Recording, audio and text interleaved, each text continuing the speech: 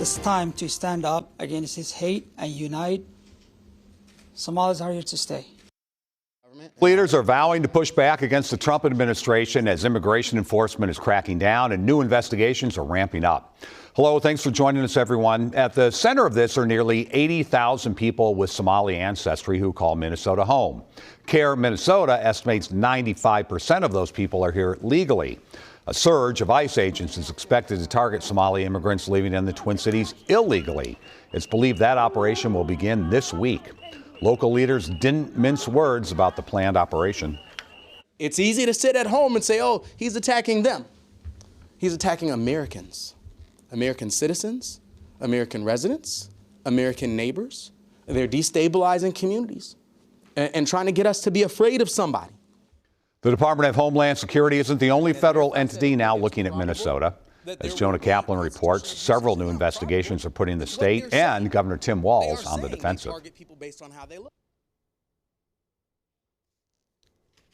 President Trump on Tuesday holding his last cabinet meeting of the year. Minnesota was clearly on his mind. When I watch what is happening in Minnesota, the land of 1,000 lakes, or however many lakes they have, they got a lot of lakes, but this beautiful place, and I see these people ripping it off.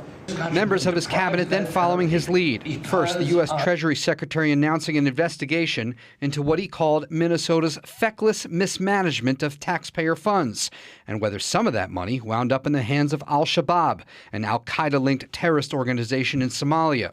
The U.S. Small Business Administration is also getting involved, alleging PPP loans from the pandemic, among other federal grants, were stolen in a grand scheme.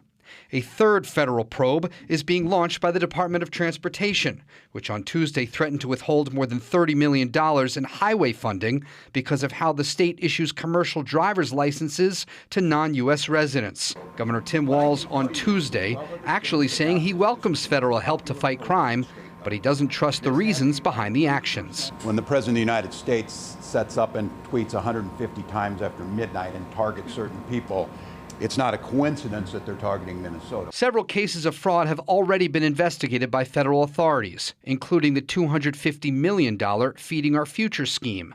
More than 50 people have been convicted. 10 years ago, a federal jury also convicted a half-dozen suspects of conspiring to help ISIS. A brazen scheme of staggering proportions. Andy Lugar, the former U.S. Attorney for Minnesota, led the prosecution in both cases. He told WCCO News in a statement, "Both were serious crimes. I was not aware of any connection between the two." In Minneapolis, Jonah Kaplan, WCCO News. Also at the cabinet meeting, the Trump administration announced plans to cut food program funding to states like Minnesota. That would happen if the state does not produce records of who is getting that kind of help.